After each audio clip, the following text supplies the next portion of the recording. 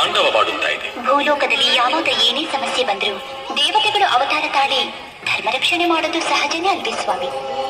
ನೀವು ಹೀಗೆ ಮುಗುಳ್ನಗುತ್ತಾ ಚಿದ್ವಿಲಾಸದಲ್ಲಿದ್ದರೆ ಚಿತೆ ಏರ್ತಾ ಇರೋ ಧರ್ಮನ ಉದ್ಧರಿಸೋರು ಯಾರು?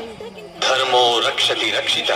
ಈ ಒಂದು ಸೂತ್ರ ಅರ್ಥ ಮಾಡಿಕೊಂಡ ಮನುಷ್ಯನೇ ಮಹನೀಯನಾಗಿ ದೇವರಾಗಿ ಧರಣಿ ಮಂಡಲವನ್ನೆಲ್ಲ ಧರ್ಮಸ್ಥಳವನ್ನಾಗಿ ಮಾಡಬಲ್ಲ. ಮಾನವ ದೇವರಾಗಿ ಮಾರ್ಪಾಡಾಗೋದು ಅಂದ್ರೆ ಏನು ಸ್ವಾಮಿ? ಪರರಿಗೆ ಸಹಾಯ ಮಾಡುತ್ತಾ ಭಕ್ತಿ ಮಾರ್ಗವನ್ನು ತೋರಿಸುವ ಮನುಷ್ಯನೇ ದೇವರಾಗ್ತಾನೆ ದೇವಿ. ಅಂಥ ಮಾನವರು ಯಾರಿದ್ದಾರೆ ಸ್ವಾಮಿ? ಅಖಿಲಾಂಡ ಕೋಟಿ ಬ್ರಹ್ಮಾಂಡದಲ್ಲಿ ಅಖಂಡ ಧರ್ಮ ಜ್ಯೋತಿಗಳನ್ನು ಪ್ರಜ್ವಲಗೊಳಿಸೋ ಆ ಅಸಾಮಾನ್ಯ ಮಾನವ ಅಗೋ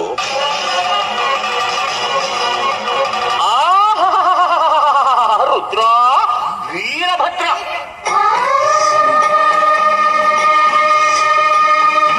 ಕೈಲಾಸದಲ್ಲಿ ನೀನು ಸುಭದ್ರ ಸುಭದ್ರ, ನಿನ್ನ ನಂಬಿದ ಭಕ್ತನಲ್ಲಿ ಅಭದ್ರ ಅಭದ್ರ ಅಭದ್ರ.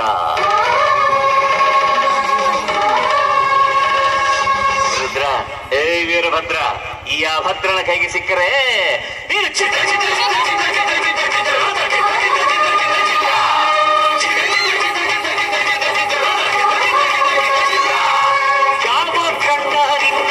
ನಿನ್ನ ಮೂತಿ ಮುಸಿರಿಯನ್ನ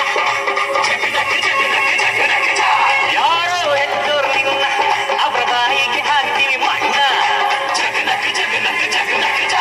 ಯಾವ ಕಂಡ ನಿನ್ನ ಮೂತಿ ಮುಸಿರಿಯನ್ನ ಯಾರೋ ಎದ್ದೋರು ನಿನ್ನ ಅವರ ಬಾಯಿಗೆ ಹಾಕ್ತೀವಿ ಮಣ್ಣ. ಅಲ್ಲ ಶಿವ, ಮಲ್ಲ ಶಿವ, ಸುಳ್ಳ ಶಿವ, ಹುಂಬ ಶಿವ.